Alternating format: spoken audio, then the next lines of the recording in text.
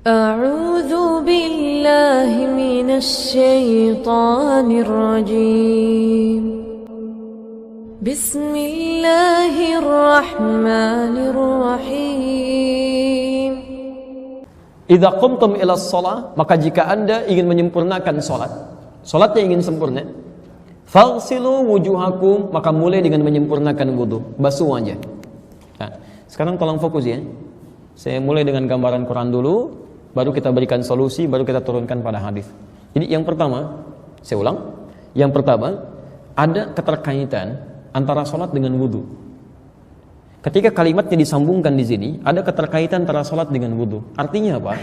Orang yang wudunya tidak sempurna pasti akan berdampak pada ketidaksempurnaan salat. Ini poinnya. Makanya ketika Quran mengatakan kalau Anda ingin sempurnakan salat, mulai dengan sempurnakan wudu.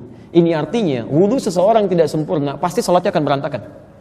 Anda lihat salat anak Anda misalnya, terlampau cepat-cepat, buru-buru, asal basah, salatnya pun pasti akan kilat. Gak percaya silakan. Nah, salat dia wudu, sudah basah aja. Salat belum 2 menit sudah selesai. Silakan cek, itu akan selalu berdampak. Ya. Makanya Nabi menyampaikan dalam riwayat Al-Bukhari, nomor hadis 135, di hadis Muslim redaksi yang sama, nomor hadis 255. Lihat kalimatnya, teman-teman sekalian, 225 maaf, nomor hadis 225. Lihat kalimatnya, kata Nabi, la tuqbalu salatu man ahdatha hatta yatawadda'a. Tidak akan pernah diterima salat seseorang yang masih punya hadas sebelum wudu dengan sempurna. Jadi kalau wudunya enggak sempurna, maka salatnya pun tidak akan diterima oleh Allah Subhanahu wa taala. Sekarang, bagaimana cara menyempurnakan wudu ini? Yang diantara sebab ketidaksempurnaannya ada peran setan walhan di sini. Seperti apa cara kita berwudu? Ini yang akan coba kita mulai. Pertama, kita mulai dengan mengatasi was-was dulu. Ya, mengatasi was-was. Turunkan hadisnya. Jadi sudah saya tuliskan, At-Tirmidzi nomor hadis 26, di Abu Daud nomor hadis 101, dan di Al-Hakim Mustadrak An-Naisaburi nomor hadis 7000. Qala Rasulullah sallallahu alaihi wasallam, Rasulullah sallallahu alaihi wasallam satu kali pernah bersabda, la salata liman la wudu'a lah. Tidak ada salat atau tidak bernilai salat seseorang, maksudnya tidak dianggap salatnya, bagi yang tidak berwudu sebelumnya. Tidak ada salat bagi yang tidak berwudu. Tidak dinilai salat seseorang ketika dia tidak punya wudu. Wala wudu'a, dan tidak dinilai wudu seseorang, tidak ada faedahnya wudunya, liman lam yadhkurismallahi ta'ala, bagi orang yang tidak memulai dengan menyebut nama Allah Subhanahu wa taala. Cara wudu yang pertama, sekarang menepis was-was yang datang dari setan. Berdasar hadis riwayat At-Tirmidzi nomor hadis ke-26, di Abu Daud nomor hadis 101, di Al-Mustadrak nomor hadis 7000. Pertama, mulai dengan menyebut nama Allah. Zikru bismillah. Baik. Menyebut nama Allah pelan-pelan. Yang paling mudah apa? Yang paling gampang bismillah. Ya, paling gampang bismillahirrahmanirrahim, paling singkat bismillah. Sudah. Jadi kalau ada kalimat menyebut nama Allah, misal Anda mau makan, itu ada di hadis Al-Muwatta, ya, karangan Imam Malik, kitab Al-Muwatta nomor hadis 2020, posisi paling kanan sebelah bawah. Itu ada seorang sahabat namanya Abu Salma, anaknya Sulma, ya, datang bertamu pada Rasulullah SAW. Kemudian Nabi hidangkan makanan. Lalu anak ini saking senangnya dengan makanan yang ada di depan Nabi, tangannya diselonjorkan begini, maju ke depan. Lalu kata Nabi diluruskan dengan lembut, ya gulam, duhai anakku sayang, idza quddimat ta'am, kalau makanan sudah dihidangkan, khudh biyaminika ma yalih, ambil dengan tangan kananmu yang paling dekat denganmu. Ini adab pada para orang tua kalau menghidangkan makanan. Coba lihat, barangkali kakak dan adik punya kesukaan masing-masing. Dekatkan dengan orangnya, jangan sampai menjauh, sehingga nanti tangannya menjulur.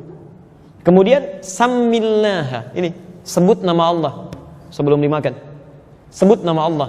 Ini menunjukkan pesan pada para orang tua, kalau mengajarkan doa pada anak-anak yang masih tumbuh, jangan panjang-panjang, yang singkat-singkat aja dulu. Ya, sammillah, kata Imam Al-Bukhari, ditafsirkan oleh Imam Al-Bukhari dalam hadisnya, bahasa sammillah ini maksudnya bismillahirrahmanirrahim. Paling singkat bismillah. Di saat Anda mau wudu, ya, sudah mulai akan berwudu, taib, maka mulai dengan menyebut nama Allah Subhanahu wa taala. Bismillah. Ya, bismillah. Ini paling singkat. Jelas di sini? Taib. Saya ulang. Jelas di sini?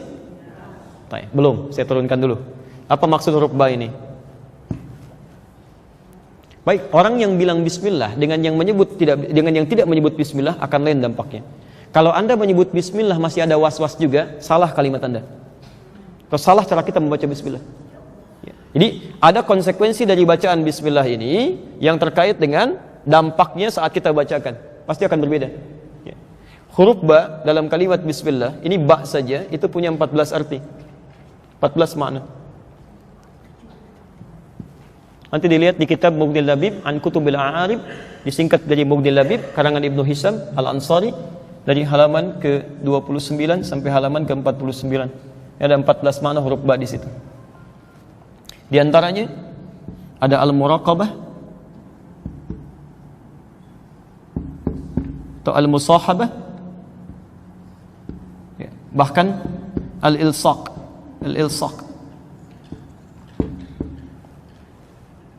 Di antaranya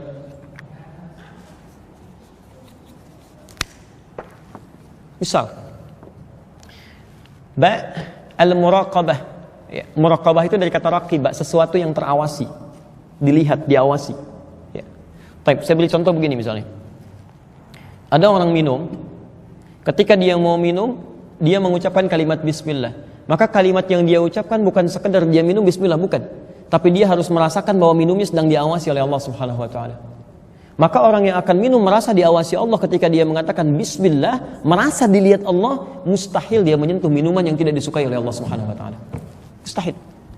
Ya, mustahil ada orang mengatakan bismillah minum minuman haram, mustahil. Ya, ada orang pakai pakaian bismillah pakai pakaian haram, itu mustahil.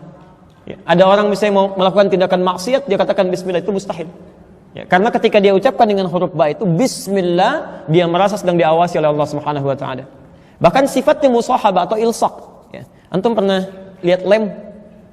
Lem pernah ngelem sesuatu? Lem kan nempel, ya. Lem itu dalam bahasa Arab disebut dengan lisaq, saking dekatnya. Seakan-akan kalimat ini ingin mengatakan bismillah saat melakukan berbagai perbuatan apapun, rasakan Anda sangat diawasi oleh Allah Subhanahu wa taala, saking lekatnya pengawasan Allah, seperti lem yang menempel di dua sisi yang berlainan. Paham sampai sini? Taib.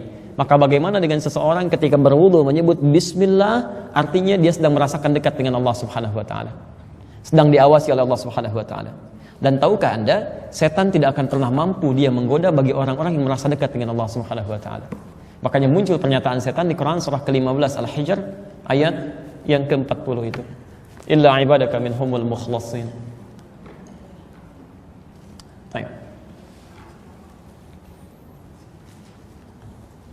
Jadi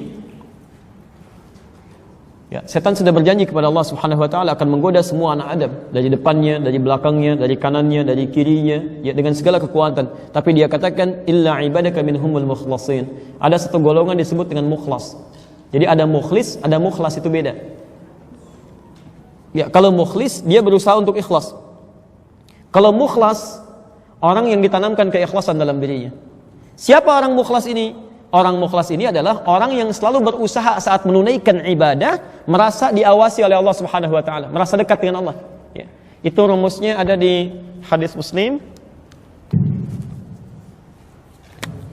Hadis Muslim, kalau antum punya Syarah An-Nawawi, ya, cetakan tahun 2002, terbitan Darul Hadis, warnanya biru dongker.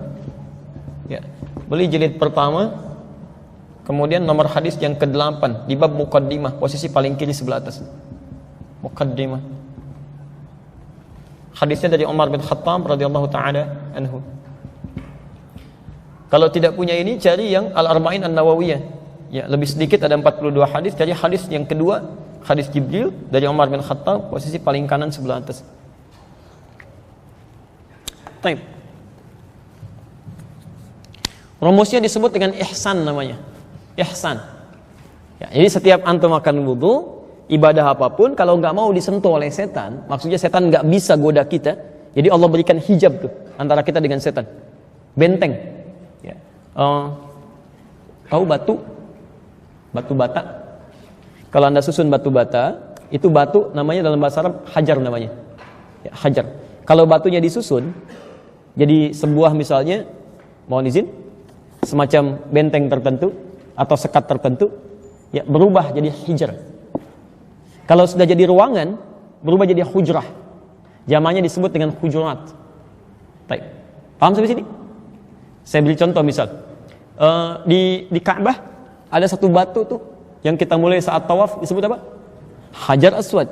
Tapi ketika Nabi Ismail membantu ayahandanya untuk meninggikan bangunan Ka'bah, beliau bawa batu-batu, beliau susun. Quran surah kedua ayat 127, posisi paling kiri sebelah atas. Disusun begini sampai jadi bagian sekat tertentu. Maka namanya berubah, bukan hajar lagi. Namanya apa? Hijar Ismail kan? Bukankah anti melihat hijar Ismail itu seperti benteng menutup begini? Nah, ada orang-orang yang dibentengi oleh Allah antara dia dengan setan. Jadi setan nggak bisa tembus. Suratnya disebut Al-Hijr. Surat tentang benteng. Ada benteng antara dia dengan setan. Intinya ada di ayat ke-40. Ya illa ibadaka minhumul mukhlasin. Ada seorang yang terbentengi, nggak bisa ditembus oleh setan. Bukan nggak digoda, saat akan digoda dia nggak bisa tembus. Ya. Siapa orang ini?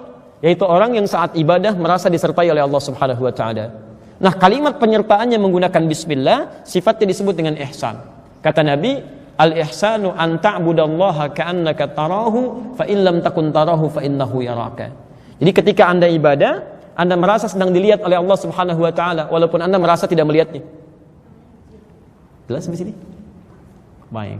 Paham tidak? Alhamdulillah. Baik, sekarang saya turunkan lagi supaya lebih ada pemahaman yang jelas ya. Sekarang perhatikan. Jadi pertama dimulai dengan apa? Bismillah. Saat Anda menyebut bismillah, mulai akan berwudu, sela-sela tangan, ya. Misal, bismillah, rasakan Anda disertai oleh Allah Subhanahu wa taala. Maksudnya diawasi, dilihat. Paham sampai sini dulu? Ya, mengerti ya? Nah, sekarang apa bedanya orang yang merasa dilihat Allah dengan yang tidak dilihat Allah? Perbedaan orang yang merasa dilihat Allah dengan yang tidak dilihat Allah akan nampak pada praktek wudunya. Orang yang dilihat oleh Allah pasti akan berbeda dengan orang yang merasa tidak dilihat. Yang paling gampang begini, mohon izin ya, mohon maaf. Anda sedang bekerja, diawasi oleh pengawas misalnya, ada supervisor mengawasi. Kira-kira bagaimana pekerjaannya?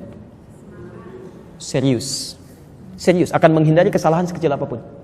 Maka orang-orang yang wudunya merasa diawasi oleh Allah Subhanahu wa taala, di antara buktinya dia akan serius dalam wudunya, kemudian dia akan usahakan sebaik apa yang bisa dia kerjakan karena malu dilihat oleh Allah Subhanahu wa taala. Nah, kesungguhan inilah kemudian yang akan membuat setan begitu kesulitan untuk menggodanya.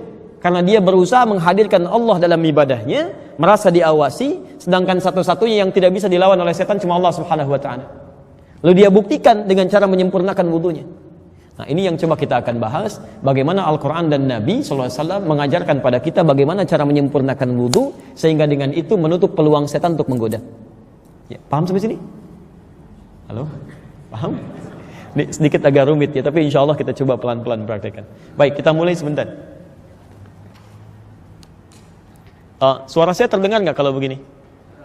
Ya, saya maju sedikit ya, insya Allah. Karena saya akan lepas mic, bukan nggak ada mic, saya mau lepas mic supaya saya bisa praktekkan lebih mudah.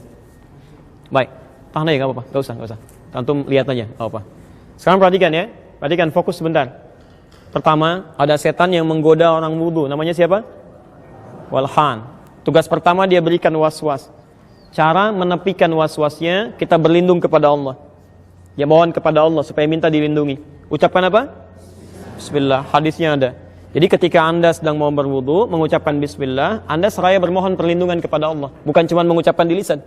Dia begitu katakan bismillah, minta ya Allah lindungi gitu kan? Minta perlindungan pada Allah Subhanahu wa taala. Kalimat itu yang akan meneguhkan hati, membuat setan kesulitan memberikan was-was. Tapi bukan berarti dia berhenti menggoda, dia akan teruskan dengan membuat wudu kita bisa tergesa-gesa. Maka caranya, kata Quran, ya kalimatnya, mulai sempurnakan wudunya. Bagaimana cara menyempurnakannya? Kita mulai dengan hadis riwayat Al-Bukhari, nomor hadis 159. Ya, kita turunkan hadisnya. Ditemukan juga nanti di hadis Muslim seperti yang telah Anda tuliskan. Lihat kalimatnya. Hadisnya dari Hamran ini khadimnya atau pembantunya Utsman bin Affan radhiyallahu taala anhu. Utsman bin Affan. Kata Imran, laqad da'ani Uthman bin Affan radhiyallahu taala anhu. Uthman bin Affan pernah memanggil saya satu kali, kemudian mengajarkan saya untuk berwudu. Fa amarani an atawadda, maka memerintahkan saya untuk berwudu. Uthman mengajari dulu. Lihat bagaimana cara Uthman mengajari kepada beliau. Yang pertama, lihat kalimatnya. Saya mulai dari sunnahnya dulu ya. Baik. Perhatikan. Pertama dengan menyampaikan hadis Nabi tadi, yaitu mulai dengan mengucapkan kalimat bismillah. Dan mohon izin ya, ketika Anda ucapkan bismillah, tolong jangan cuma di lisan. Rasakan Allah melihat Anda, mengawasi, sehingga kita ingin tampilkan wudu dan berlindung kepada Allah dari godaan setan. Baik, mulai dengan bisa membersihkan tangan dulu, telapak ini, dengan menyela-nyela begini ya. Jadi bukan cuma begini, atau pakai sabun tapi ini nggak disela, itu tidak diinginkan. Ya, jadi Anda siapkan airnya, bisa dengan menggunakan keran, tapi tidak berlebihan. Ingat, ya jangan sampai air mengalir terlalu berlebihan, dan itu tidak diinginkan. Baik, bahkan Uthman bin Affan wudunya nggak pakai keran. Ya, beliau wudunya menggunakan bejana. Jadi kalau seperti ini misal, ya saya ambil ini aja lah. Ini gayung misalnya kan, bukan gayung yang ditumpahkan. Jadi begini tidak, tapi airnya diambil. Perhatikan, bukan dicelupkan ke dalam, tapi ini ya diambil begini. Baru kemudian setelah begini. Paham? Baik ya. Jadi ingat bagaimana efisiensi penggunaan air di sini, bukan dicelupkan ke dalam begini, ya, tidak juga ditumpahkan seperti ini. Ya, nanti Anda akan temukan orang yang basuh muka, gayungnya ke sini gitu kan, basuh tangan, gayungnya ke sini, akan ditemukan seperti itu. Ya, nah, ini menyalahi ketentuan hadis. Lihat, ambil begini, mulai sela-sela begini, paham? Satu, sebentar. Kalau ini sudah selesai, taib sudah dianggap baik, 2-3 kali, kadang-kadang Nabi 2 kali, kadang-kadang 3 kali. Tapi tidak berlebihan. Lebih daripada 3 kata Nabi, faqad asa Abul Qasim. Dia telah bermaksiat menyalahi ketentuan Nabi. Baik, setelah itu mulai dengan yatamadmad, berkumur-kumur. Dalam bahasa Arab, kalimat tamadmad itu bukan sekedar memasukkan air ke mulut, tapi juga mengeluarkan kotoran yang di mulut. Jadi begitu Anda masukkan misalnya air ke mulut, ya bahasa Uthman bin Affan radhiyallahu taala anhu, sahabat Uthman, Anda ambil airnya ke mulut, kemudian mulai hirup sedikit, istinsyak ke hidung. Jelas? Lalu Anda kumur-kumurkan itu sambil mengeluarkan kotoran di mulut. Ya. Bahkan kadang-kadang Nabi meminta untuk sebagian menyikat ininya, menyikat giginya. Ya, ada yang menggunakan siwak, ada yang menggunakan sebagian dari tangannya seperti ini. Ya, agar sebagian kotoran yang ada di giginya bisa keluar. Seperti demikian. Paham sampai sini? Baik. Sebagian dihisap ke hidung, tidak perlu berlebihan, yang penting kotoran bisa terserap dan bisa keluar. Ya, Anda bisa kuatkan, namanya istintar. Istintar itu menguatkan, mengeluarkan dengan kuat, menyebarkan. Bisa begitu. Bisa Anda tutup misalnya salah satu dengan jemarinya. Ya. Paham sampai sini? Baik, saya ulangi ya. Ambil air, sudah selesai, bismillah. Kemudian Anda mulai berwudu, kumur-kumur. Hirup sebagian, keluarkan. Jelas sampai sini? Baik, bisa 2-3 kali. Ini masuk dalam kategori sunnah. Artinya kalau Anda tunaikan, pahalanya banyak di sini. Tapi sekiranya airnya tidak cukup untuk mengerjakan yang sunnah ini, Anda bisa langsung masuk kepada yang pokok. Ada 4 yang pokok ini. Anda mesti hati-hati ya, jangan terjebak oleh setan. Nanti ada yang sunnahnya sempurna, tapi yang pokoknya tidak sempurna, maka wudunya tidak sah. Tapi kalau yang pokoknya sempurna, walaupun sunnahnya tidak sempurna, wudunya tetap sah. Misal, kumur-kumur sempurna, ini sempurna, tapi basuh wajah sebagian tidak tersapu, maka wudunya batal. Tapi kalau Anda misalnya, tangan tidak tersapu sebagian, yang sunnah begini, sebagian tidak tersapu. Kemudian Anda berwudu kumur-kumur misalnya, tidak istinsyar. Ya, tapi Anda wudunya sempurna pada yang pokok. Ya, nanti 4 kita jelaskan, itu sempurna semuanya, maka wudunya dianggap sah. Walaupun sunnahnya tidak sempurna, tapi wudunya dianggap sah. Anda sholatnya sah. Ya. Paham sampai sini? Baik. Saya teruskan dulu sebentar. Saya mau agak pelan-pelan ya supaya dipahami betul dan jangan tinggalkan masjid ini kecuali kita paham apa yang kita bahas. Sepakat sampai sini? Baik, saya mulai. Bismillah. Perhatikan, ada 4 yang pokok berdasar keterangan Al-Quran di Quran surah ke-5 ayat yang ke-6. Pertama wajah. Saya ulang, pertama wajah. Nanti setelah itu kita praktekkan. Pertama wajah. Kedua, tangan sampai siku. Tangan sampai siku.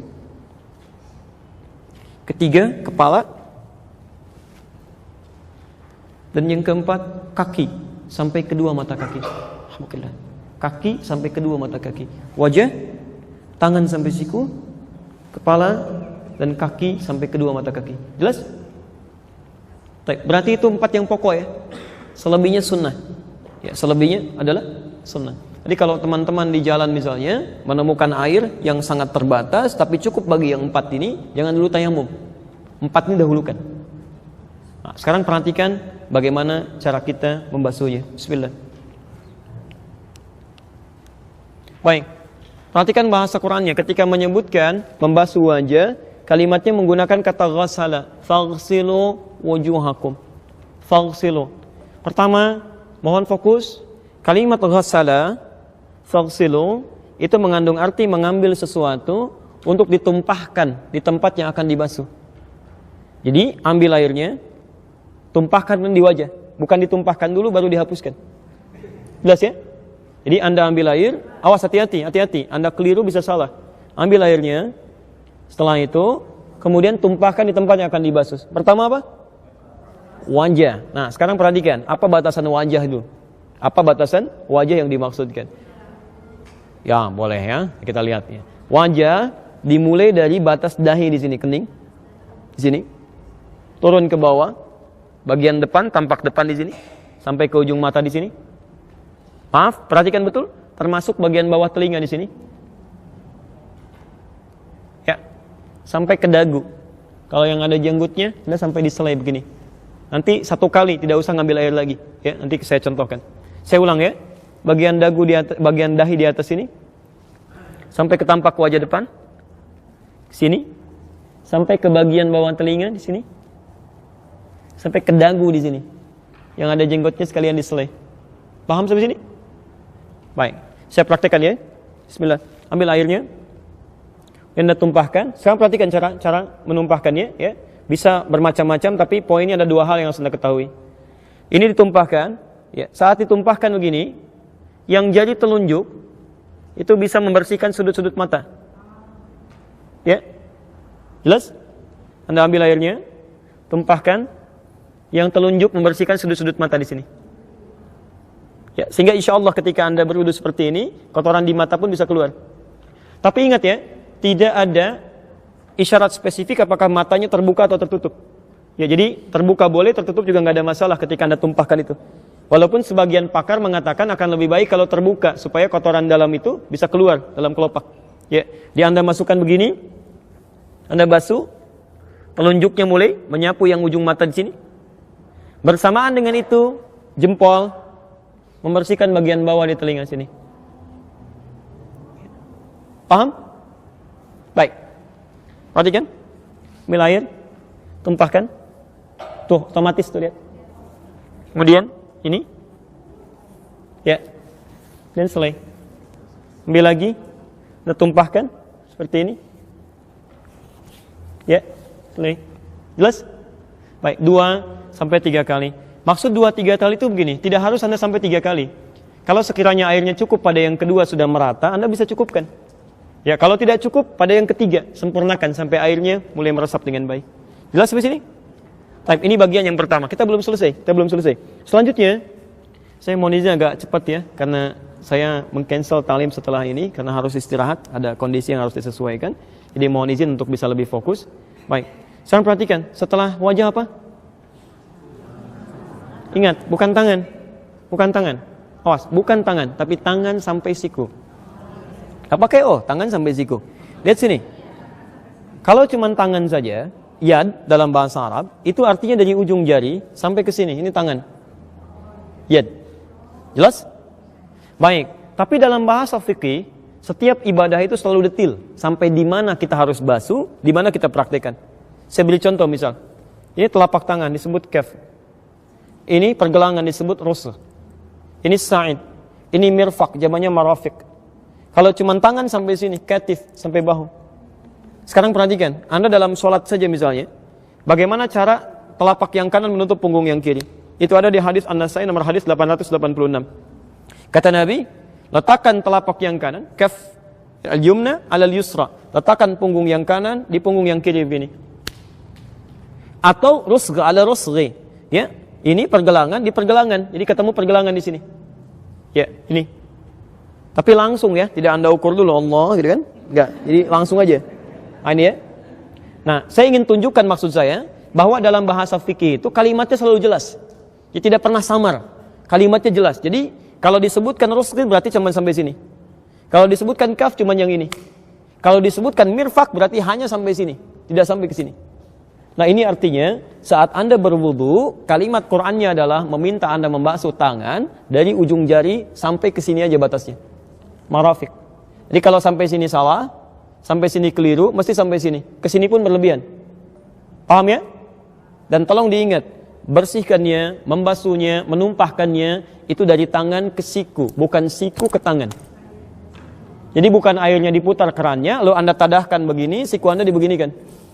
Itu keliru. Kalau dalam bahasa Qur'annya keliru.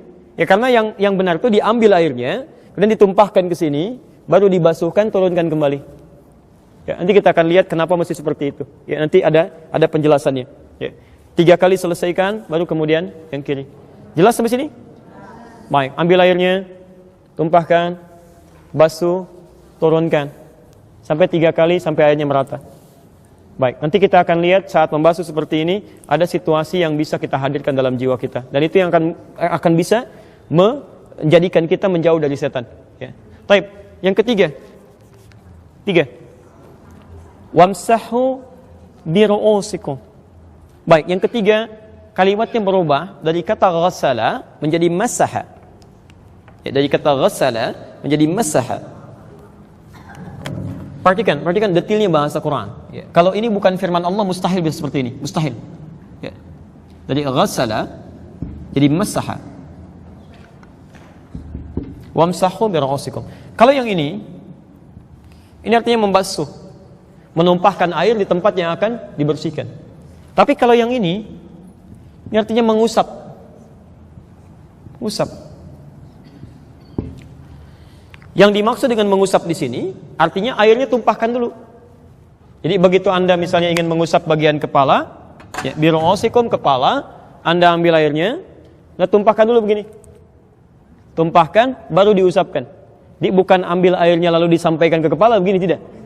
Ya awas, nanti juga ada kasus sebagian akhwat ketika akan berwudu, langsung tuh di jilbabnya begini-begini. Ada kasus begitu, itu nggak tepat. Itu tidak tepat, nanti kita lihat yang tepatnya. Ya. Karena yang dimaksud masaha itu bukan air diambil tumpahkan, tapi tumpahkan dulu airnya, baru diusapkan. Paham? Nah, sekarang perhatikan. Apa yang diusap itu? Ternyata yang diusap itu biru'usikum. 1 ru'us, jamak dari kata ra'sun, ru'us, jamak dari kata ra'sun, yang berarti kepala. Bukan rambut, ingat, kepala bukan rambut. Jadi kalau ada orang berwudu hanya membasuh rambutnya saja, itu tidak sah wudunya. Awas, kadang-kadang ada sebagian laki-laki atau anaknya gitu kan, yang remaja tuh pengen cepat segera kan, rambut sudah rapi, kemudian wudu lagi batal, cuman rambutnya aja begini, takut gitu kan, nggak nyampe kepalanya, itu batal. Dia nggak sah wudunya, harus mengulang dia. Ya, paham sampai sini?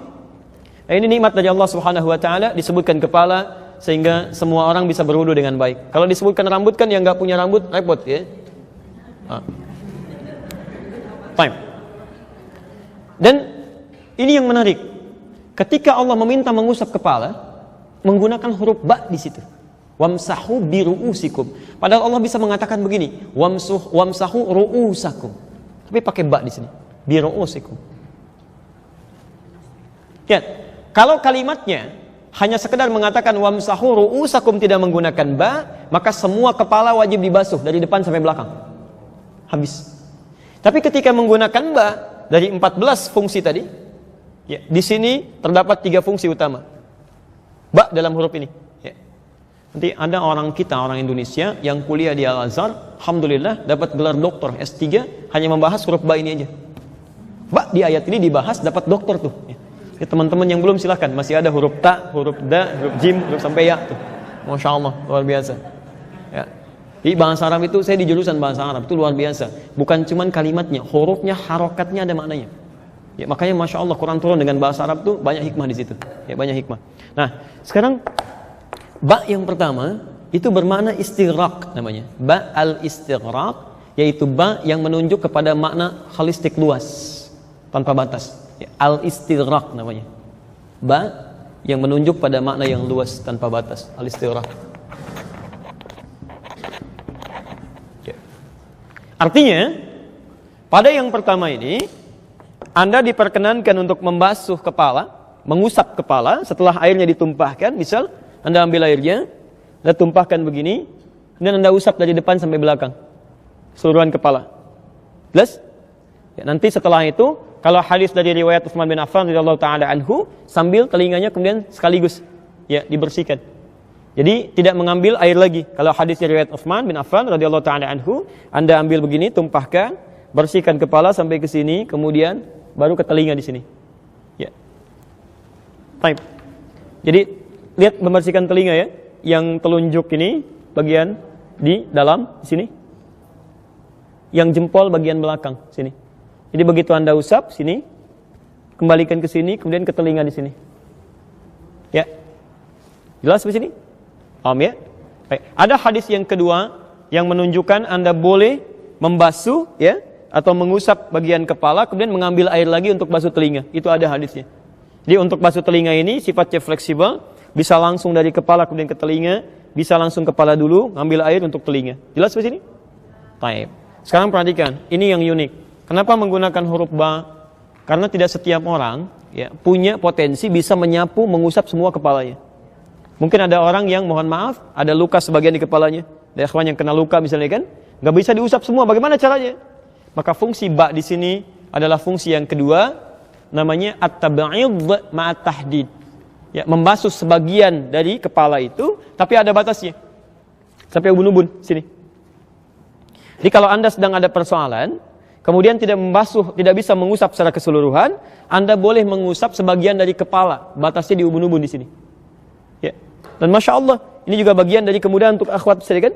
Ada yang sedang berkerudung, berhijab, tidak bisa misalnya membuka di tengah-tengah kebanyakan orang, misal sebagian tertentunya, ini boleh, Anda tidak usah lepas jilbabnya. Ya, Anda ambil airnya, tumpahkan, misalnya di sini aja, sah wudunya. Ya, sah itu sah wudunya. Ingat, awas ya, nggak enak itu karena belum terbiasa, karena belum tahu ilmu, membiasakan sesuatu yang keliru, belum membiasakan sesuatu yang benar. Dia nggak usah dicopot, apalagi misalnya ada yang ngambil air, dibasah-basahin di sini, gitu ya. Nah, itu nggak tepat ya. Islam itu memudahkan, tidak menyulitkan. Baik. Bahkan yang ketiga, ba di sini berfungsi at-tab'id min duni tahdid. Tab'id sebagian dan tidak dibatasi.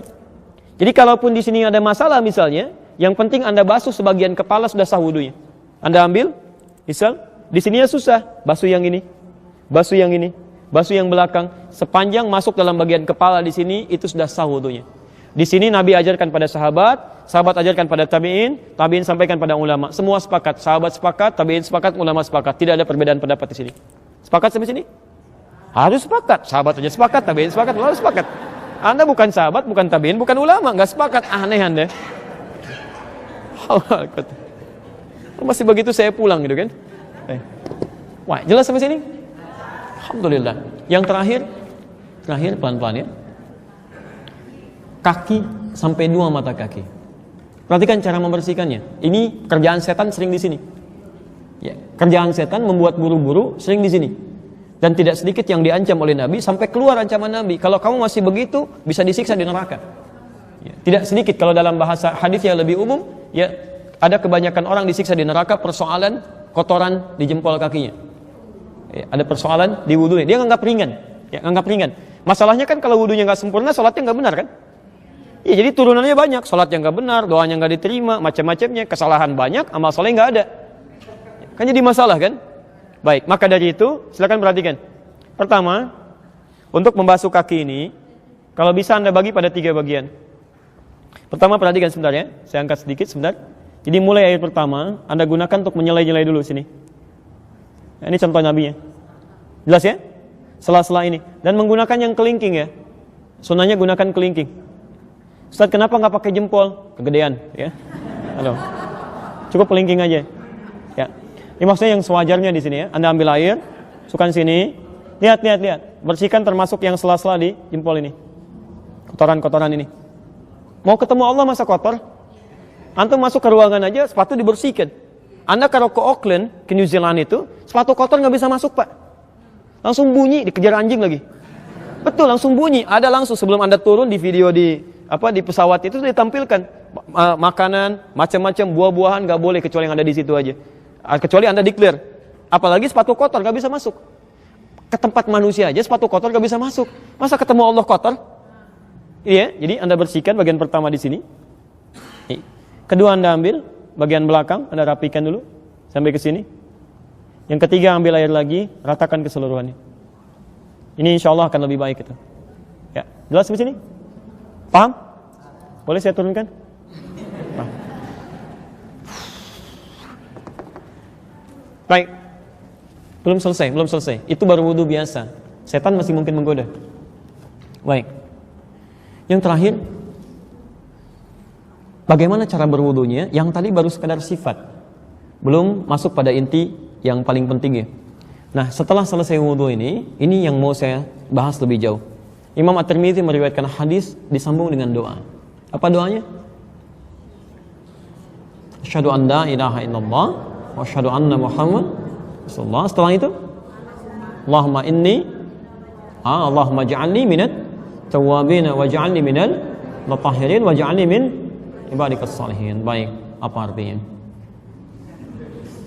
Ini yang menjadikan kita tidak menghayati wudu yang kita kerjakan, sehingga mudah bagi setan mengerjai kita dalam kehidupan. Padahal kalau orang benar wudunya dengan mengucapkan kalimat tadi, setan gak akan pernah tembus pada dirinya. Ya. Yuk catat dalilnya. Quran surah kedua Al-Baqarah. Kita pakai Quran aja dulu supaya lebih mudah. Ayat 222, posisi paling kanan di pertengahan, agak sedikit ke bawah. Ayat 222, paling gampang tuh, surah 2 ayat 222. Kemudian Quran surah ketiga ayat 31, posisi paling kiri sebelah atas. Quran surah ketiga Ali Imran ayat 31. Sudah? Baik, sekarang perhatikan. Bismillah. Anda setelah selesai menunaikan wudu dan Anda berdoa, perhatikan kalimatnya.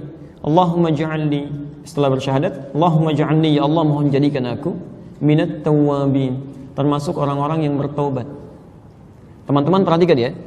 Anda telah wudu tapi doanya kok taubat. Ya, telah wudu tapi doanya selesai taubat. Apa itu taubat? Baik, kalau usah ngarang ya, kita kembalikan dulu ke Quran ya. Pelajaran mengarang hanya ada dalam bahasa Indonesia ya. Baik, syariat tidak. Ya, taubat itu nanti turunannya ada di Quran surah keempat ayat 17 sampai ayat 18. Quran surah keempat ayat 17 sampai ayat 18. Ya, prakteknya ada di Quran surah ketiga ayat 133. Posisi paling kanan sebelah atas di pojok. Quran surah ketiga Ali Imran ayat 133. Ya. Alhamdulillah. Taubat adalah proses kembali menuju ketentuan Allah. Ya. Proses kembali menuju ketentuan Allah. Asal kata taubat itu kembali asalnya. Ya, kembali. Kembali menuju pada ketentuan Allah. Sudah? Dengan cara mengakui kesalahan yang dikerjakan, dengan cara mengakui kesalahan yang dilakukan atau dikerjakan, menyesalinya, jadi mengakui, menyesali, dan berjanji untuk tidak mengulanginya, dan berjanji untuk tidak mengulanginya.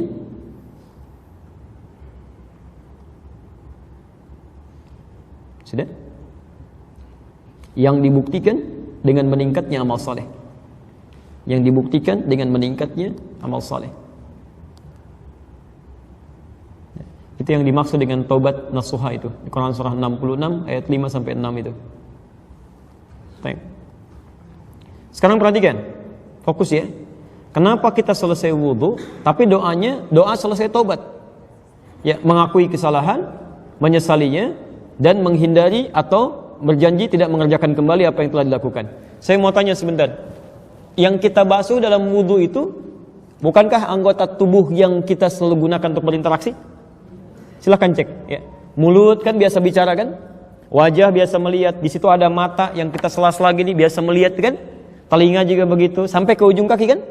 Baik, saya mau tanya, apa fungsi anggota tubuh yang kita gunakan dalam keseharian itu? Nah, kalau tidak tahu cukup katakan Allahu a'lam, baik ya? Baik, apa fungsinya? Masya Allah, tiap hari dikerjain masih belum tahu fungsinya. Ya, lihat, fungsinya hanya boleh digunakan untuk mengerjakan yang baik-baik, itu fungsinya. Jadi kalau Anda turunkan ayat-ayat Quran, nggak ada satupun ayat Quran bicara yang mengatakan misal dari ujung kepala sampai ujung kaki boleh menggunakan yang jelek, tidak.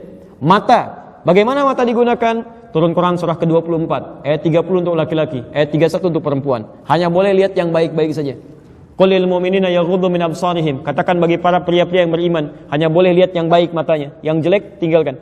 Perempuan juga begitu. Wa qul lil mu'minati yaghuddna min absarihinna. Telinga boleh dengar yang baik-baik saja. Makanya nggak boleh telinga itu dengar gibah, nggak boleh dengar gosip, nggak boleh, dosa itu. Ya, lisan hanya boleh bicara yang baik-baik. Makanya kata Nabi, man kana yu'minu billahi wal yawmil akhir falyaqul khairan aw liyasmut. Siapa yang merasa beriman pada Allah dan hari akhir akan dihisab itu, cukup katakan lisannya yang baik-baik, kalau nggak bisa diam. Ini nggak boleh. Makanya ada larangan berdusta, larangan untuk mencela orang lain, larangan berkata-kata kotor, itu nggak boleh. Dan tidak sedikit orang-orang kehilangan pahala amal baiknya karena berbuat dengan lisannya yang kotor. Ada kata Nabi di Al-Bukhari di Muslim, hadis Muslim, nomor hadis 5611. Ada orang yang salatnya rajin, puasanya rajin, zakatnya tak tertunda, tapi senang cela orang lain, senang kemudian menuduh, senang mengambil hak orang lain, ada yang berselisih sampai menumpahkan darah menyebutkan nama Allah di dalamnya. Tembak orang Allahu Akbar, bom orang Allahu Akbar, tanpa sesuai ketentuan yang dibenarkan. Itu salah. Dan ketika seseorang misalnya, maaf ya, dia sholat, kemudian dia mencela orang, itu pahala sholatnya dipindahkan pada yang baru dicela itu. Ada taklim keluar dari sini, dan ada yang mencela, lihat tuh ya, dekat masjid tapi nggak mau ngaji, iya nggak kayak kita ya, itu langsung pahala itu pindah ke orang itu. Ya. Kenapa? Datang lagi satu orang, itu tuh si fulan, iya nggak nyangka ya, nyangka tuh pindah lagi. Jadi orang-orang yang selalu seperti itu nggak sadar pindah pahalanya itu, lisan, sampai ke tangan. Makanya ada larangan mencuri, larangan berbuat curang sampai ke ujung kaki di Quran surah 25 ayat ke-63 itu. Larangan angkuh dalam berjalan. Wa ibadur rahmanil ladzina yamshuna 'alal ardi hauna wa idza khatabahumul jahiluna qalu salama. Ada semua. Nah, sekarang perhatikan fokus. Kenapa kemudian kita coba basuh itu dalam kehidupan kita saat berwudu? Karena boleh jadi saat tangan ini digunakan dari mulai ujung kepala sampai ujung kaki digunakan mungkin berpotensi berbuat yang salah. Makanya saat wudu itu kita bertobat kepada Allah. Jangan sampai ini salah nih. Ya. Makanya orang yang wudunya benar, kata Nabi, begitu air masuk ke kumur-kumur itu, kemudian jatuh airnya bersamaan dengan jatuhnya tetesan air, kotorannya pun hilang. Bukan cuma kotoran fisik, tapi dosa-dosanya tumpah dengan tumpahnya air itu. Jadi kalau Anda berwudunya benar, Anda masukkan air ke mulut itu, ya, Anda masukkan misalnya dengan kata bismillah, Anda mulai berkumur-kumur, Anda rasakan, ini lisan salah apa nih sampai saya wudu nih. Jangan-jangan sebelum wudu pernah celah orang lain, pernah menuduh orang lain. Kaki salah apa, sampai ke tangan salah apa, terus sampai ke bawah. Kalau wudunya bisa seperti ini, itu yang disebut dengan tawabin. Allahumma ja'alni minat tawabin. Ini poinnya. Ya, jadi mustahil ada orang wudu yang wudunya benar bisa berbuat maksiat, itu mustahil. Karena dia janji nggak mau mengulangi. Ini salah kalau orang wudu kemudian setelah wudu lisannya kotor lagi, setelah wudu pandangannya kotor lagi, itu mustahil. Bahkan ketika dia keliru pun dia akan bergegas mengucapkan kalimat Allah, istighfar. Kalimatnya wasari'u ila maghfirah. Dia bergegas akan istighfar kepada Allah. Begitu melihat misalnya buka handphone, tiba-tiba muncul gambar yang Allah enggak sukai, astagfirullah, tutup dia, gunakan yang lain. Ya. Anda lihat tayangan TV ada ghibah, astagfirullah, salah, dipindahkan. Kalau perlu cari channel yang enggak ada, yang enggak bagus-bagusnya itu, tinggalkan. Ya. Dan saat dia palingkan pun astagfirullah, itu matanya ikut berpaling. Bukan astagfirullah. Astagfirullah. Ya. Pasti berpaling gitu ya. Mata berpaling, kalimat mengatakan istighfar di situ. Ya, jelas sampai sini? Nah, jadi teman-teman sekalian, pertama itu tawab. Tawab itu mengoreksi diri sambil dia berwudu dengan baik. Jadi kalau wudu Anda seperti ini, setan enggak akan tembus. Enggak akan tembus kan? Yang kedua yang paling menarik, ya. Waj'alni min Allah waj'alni minat tawabin waj'alni minal mutatahhirin. Apa artinya mutatahhirin? Gak usah ngarang. Pelajaran mengarang cuma ada di bahasa Indonesia, kan? Kalau tidak tahu cukup katakan wallahu alam. Apa artinya mutatahhirin? Alhamdulillah, baik. Baik. Mutatahhir, ada tahir, ada mutatahhir, itu beda. Tahir dari kata taharah. Taharah itu bersih luarnya, suci dalamnya. Kalau cuman bersih luarnya, tapi dalamnya tidak suci, disebut dengan nadhafah. Orangnya disebut dengan nadhif. Misal, hewan apa yang diharamkan oleh Quran? Misal, hewan itu dibersihkan, dicuci, disisir sampai rapi. Bersih tidak? Bersih. Suci tidak? Tidak. Dan ada manusia-manusia yang bersih luarnya tapi nggak suci hatinya. Pakai dasi, pakai jas, macam-macam, tapi pencuri juga gitu kan? Ada pencuri, ada macam-macam dan sebagainya. Itu namanya nadhif ghairu tahir. Dan perhatikan, seluruh bab dalam fikih, baik itu wudu, salat, dibuka bukan dengan bab nadhafah, bukan bab nadhafah tapi taharah, babut taharah. Taharah itu bersih luarnya, suci dalamnya. Di saat Anda berwudu, yang diinginkan bukan cuma bersih-bersih luar. Kalau cuma bersih-bersih luar, non-muslim juga bisa begitu, mandi selesai. Yang diinginkan dengan Anda membersihkan luarnya, yang sucinya, yang dalamnya pun ikut bersih. Tangan ini bersih, tidak mengerjakan yang kotor lagi. Dari ujung kepala sampai ujung kaki. Karena itu disebut dengan babut taharah, bukan babut nadhafah. Paham sampai sini? Nah, itu disebut dengan tahir orangnya. Tapi masalahnya, kalau sudah suci, orangnya disebut tahir. Tapi problemnya, nggak ada orang suci di muka bumi. Tidak ada orang suci. Ya, bahkan Nabi Yusuf pun, Masya Allah, Nabi Yusuf sampai mengatakan, saya tidak bisa menyucikan diri saya. Quran surah 12 ayat 53, posisi paling kiri sebelah atas. Quran surah 12 ayat 53. Ya. Wa ma ubarri'un nafsi, saya nggak bisa menjadikan diri saya suci. Jadi nggak ada manusia suci. Hanya para nabi dan rasul itu dijaga oleh Allah supaya tidak berbuat kesalahan. Namanya maksum namanya. Tapi sifat manusianya menjadikan mereka tidak suci. Cuma dijaga untuk tidak berbuat salah. Kalau kita mustahil nggak ada yang salah. Ada orang suci di sini? Nggak ada. Ibu walaupun namanya Bu Suci, tetap perilakunya nggak ada. Ya. Mungkin ada aja yang salah. Pasti ada yang salah, gitu kan? Nah, karena itu, ketika Anda merasa salah, kemudian Anda memperbaiki kesalahan itu, mata salah, istighfar, cuci lagi. Tangan salah, istighfar, cuci lagi. Maaf, itu berubah kalimatnya dari tahir menjadi mutatahhir. Mutatahhir. Mutatahhir. Mutatahhir. Kalau banyakan, ya, kalau yang wudu bukan cuma satu orang, tapi banyak orang, tambah in di ujungnya atau un. Ya, in atau un. Mutatahhir menjadi mutatahhirin. Baik. Sekarang perhatikan. Kenapa orang wudu meminta menjadi bagian dari mutatahhirin? Itu komitmen dia setelah wudu, begitu menemukan sesuatu yang salah, dia perbaiki lagi, dia perbaiki lagi. Makanya para ulama mengatakan, kalau Anda sedang punya misalnya wudu, kemudian batal, wudu lagi. Jaga dalam wudu. Maksudnya bukan cuma supaya punya wudu, bukan. Karena umumnya orang wudu itu bisa tercegah dari maksiat. Ya, minimal nggak mau batal wudunya. Demi Allah saya katakan, kalau manusia sudah terbiasa berwudu, sudah terbiasa wudu, itu pasti persamaannya akan menjauh dari maksiat. Pasti itu. Ya, jadi pesannya adalah, setiap punya salah, perbaiki. Setiap punya salah, perbaiki. Kalau sudah wudunya seperti ini, setan nggak punya kesempatan. Sebab setiap goda salah, perbaiki lagi. Goda salah, perbaiki lagi. Bosan dia. Ya, ini poinnya. Karena itulah kemudian, orang-orang yang wudunya seperti ini, dicintai oleh Allah Subhanahu Wa Taala. Turunlah Quran surah kedua ayat 222 itu. Innallaha yuhibbut tawwabina wa yuhibbul mutatahhirin. Ini. Dan saat Anda berwudu, lihat, sungguh Allah sangat mencintai. Innallaha yuhibbu, Allah sangat mencintai. Tawwabina, orang-orang yang senantiasa berusaha taubat, ya. Wa yuhibbul mutatahhirin, dan berusaha memperbaiki keadaannya supaya menjadikan lebih bersih dan suci. Bukankah orang wudu tawabina wal mutatahhirin? Jadi ketika Anda berwudu dengan baik, Anda berpeluang dicintai oleh Allah Subhanahu Wa Taala. Kalau seorang hamba sudah dicintai oleh Allah, maka yang akan muncul dua hal. Ini poinnya, dua hal. Satu, persamaan pertamanya ada di Quran surah ketiga ayat 31. Qul in kuntum tuhibbunallaha fattabi'uni yuhibbukumullah wa yaghfir lakum dhunubakum. Katakan Muhammad, jika kalian mencintai aku, maka ikuti aku, ikuti Nabi. Sekarang perhatikan persamaannya, perhatikan. Saya lambatkan. Yuhibbukumullah. Orang-orang yang bisa mengikuti tuntunan Nabi, maka dia berpeluang mendapatkan cinta Allah, dicintai Allah. Nah, Sekarang perhatikan persamaannya, perhatikan, ini poinnya.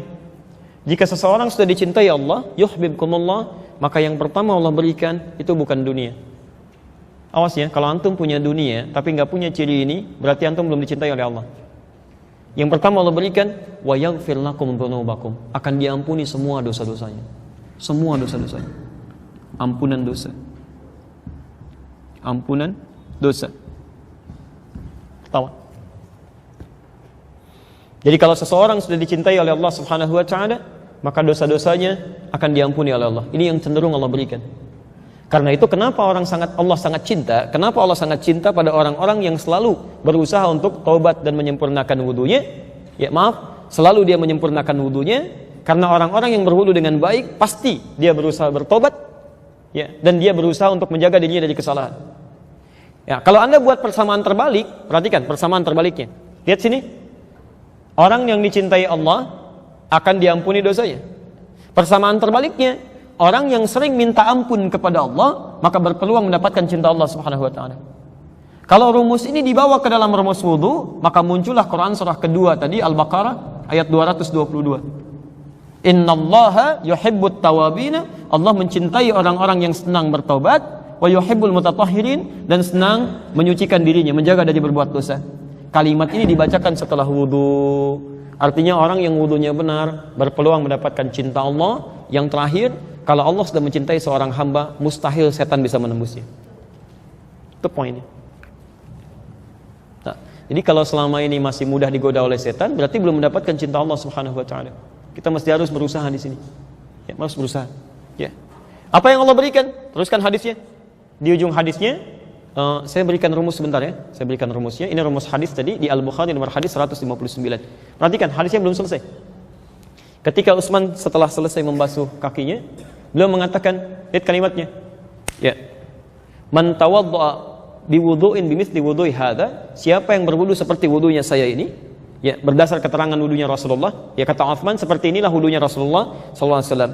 Siapa yang berwudu seperti saya ini, maka kata Rasulullah, thumma shalla rak'ataini, kemudian dia salat 2 rakaat, salat sunnah wudu. Jadi dia wudu dulu dengan sempurna, kemudian dia salat 2 rakaat, walam yuhdis ma fihima, dan dia tidak berbicara sepatah kata pun di antara wudu dengan salat itu. Di antum wudu, selesai wudu, sempurnakan, kemudian seperti tadi Anda salat 2 rakaat dan tidak bicara, lihat, ghafarallahu Allahu ma taqaddama min dzambi. Paling minimal yang pertama diberikan, semua dosa-dosa yang telah lalu akan diampuni oleh Allah Subhanahu wa taala. Hadisnya sahih. Semua dosanya. Dari yang kecil sampai dengan yang besar. Ya. Karena itu, ibadahnya disebut dengan wudu. Apa artinya wudu? Apa artinya wudu? Tuh, pertanyaan ketiga masih ngarang juga. Gak usah ngarang. Apa artinya wudu? Wallahu a'lam. Baik, wudu itu asal bahasanya bukan bersuci ya. Kalau bersuci taharah. Itu pengertian fikih ya. Wudu artinya suci, itu pengertian fikih. Secara bahasa, wudu itu berasal dari kata dau'un. Dau'un. Ya. Yang berarti cahaya yang terang, sinar yang terang, atau aura kebaikan yang tampak. Aura kebaikan yang tampak. Ya.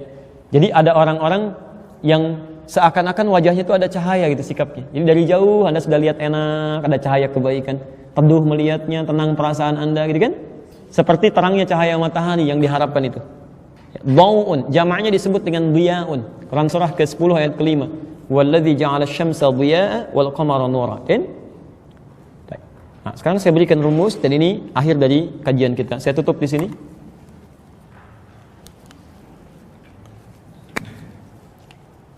Bau, apa artinya bau? Baik, cahaya atau sinar yang terang atau aura kebaikan yang tampak. Sekarang perhatikan ya. Cahaya atau aura kebaikan. Kalau kata dasar ini ditambahkan huruf lagi sebelumnya, maka rumus bahasa Arabnya kaidahnya berbunyi begini. Ziyadatul mabna tadullu ala ziyadatil ma'na. Bertambahnya huruf maka berdampak pada meluasnya makna. Lebih. Kalau saya tambahkan wawu begini. Biasanya kalau huruf waw itu ditambahkan, ini katanya Dawu asalnya. Kalau huruf waw ditambahkan, harakatnya umumnya dhammah di sini. Kalau ini dhammah, ini pun ikut dhammah. Maka turun kemudian kalimatnya menjadi begini, wudu. Dari kata dhaw yang berarti cahaya yang terang, aura kebaikan yang tampak.